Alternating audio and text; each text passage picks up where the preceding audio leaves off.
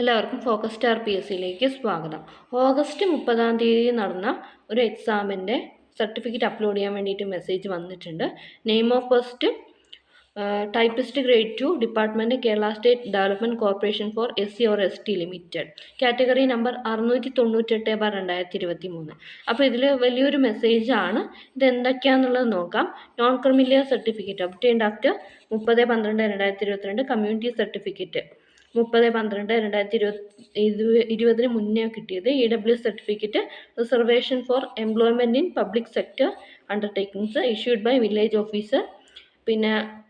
പിന്നെ വരുന്ന സർട്ടിഫിക്കറ്റ് പിന്നെ അതുപോലെ തന്നെ EWS ഇല്ലാത്തവർക്ക് സെൽഫ് ഡിക്ലറേഷൻ അപ്ലോഡ് ചെയ്യണം. പിന്നെ സർവീസ് സർട്ടിഫിക്കറ്റ് NOC ആപ്ലിക്കബിൾ ആണെങ്കിൽ അത്. പിന്നെ application of the candidate will be summarily rejected if the candidate does not upload the documents providing claims qualifications in their one-time registration profile within the stipulated time. അതായത് ഇതിൽ പറഞ്ഞിട്ടുള്ള ക്വാളിഫിക്കേഷൻ്റെതും സർട്ടിഫിക്കറ്റ്സും ഒക്കെ കറക്റ്റായിട്ട് upload ചെയ്യണം.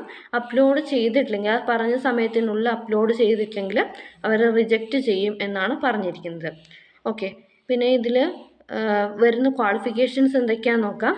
Document upload ചെയ്യേണ്ട അവസാന തീയതി 15/1/2025.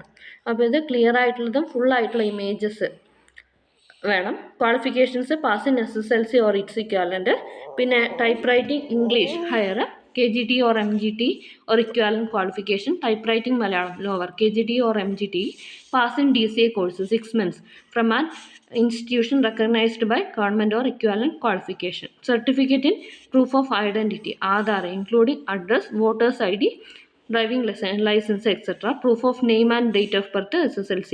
Weightage sports ex service അതിനുള്ള വെയിറ്റേജ് ഉണ്ടാവും. പിന്നെ disability certificate, functionality certificate for differently abled candidates. അതായത് ഡിഫറൻ്റ്ലി ഏബിൾഡ് കാൻഡിഡേറ്റ്സിനുള്ള ഫങ്ഷണാലിറ്റി സർട്ടിഫിക്കറ്റിൻ്റെ ഫോം ഇവിടെ തന്നെ കൊടുത്തിട്ടുണ്ട്. ഈ നീല കളർ ലിങ്കിൽ കൊടുത്തു കഴിഞ്ഞാൽ ക്ലിക്ക് ചെയ്ത് കഴിഞ്ഞാൽ നമുക്ക് ആ ഫോം കിട്ടുന്നതാണ്.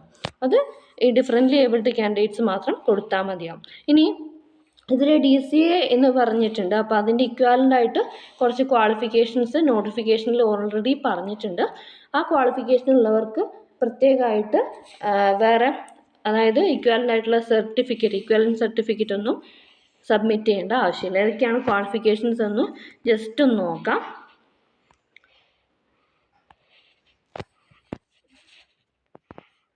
ഇതിൽ നോട്ടിഫിക്കേഷൻ ഫസ്റ്റ് ഒന്ന് നോക്കാം. ഇതിൽ 3 വേക്കൻസിയാണ് വന്നിട്ടുണ്ടായിരുന്നത്.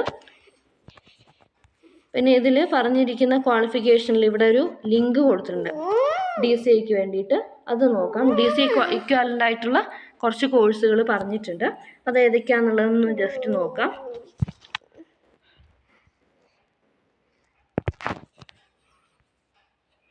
+2 computer science optional, VHSC data processing and console operation, ITI ITC computer operation and operator and programming assistant, Copa polytechnic diploma information technology, polytechnic diploma commercial practice, diploma in computer application and business management, diploma in multilingual computer applications. ഇത്രയും qualification ഉള്ളവർക്ക് അതിൽ നമുക്ക് apply now button ഉപയോഗിച്ചിട്ട് application കൊടുക്കാവുന്നതാണ്. Okay, വേറെ ഡൗട്ടുകളൊന്നും ഉണ്ടാവില്ല എന്ന് വിചാരിക്കുകയാണ്. 15-ാം തീയതിക്ക് മുന്നേ ആയിട്ട് അപ്ലോഡ് ചെയ്യുക.